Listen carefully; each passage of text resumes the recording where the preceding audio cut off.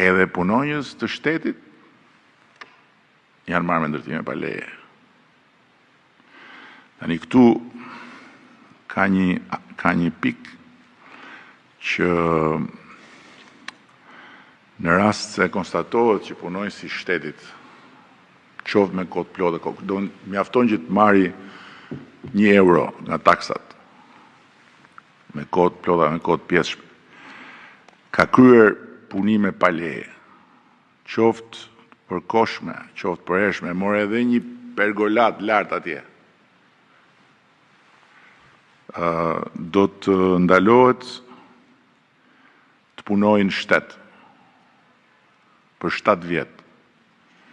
Nga momenti që do të konstatohet dhe njoftohet masa. Përveç pasojave tjera si çdo kusht tjetër, për që janë pasojat natyrës administrative, gjoba tjera dhe të natyrës penale. Sepse ndërkohë kemi dhe ndryshimet në kodin penal, të cilat do të hynë në konsultim publik, nuk kanë hyrë akoma në fuqi.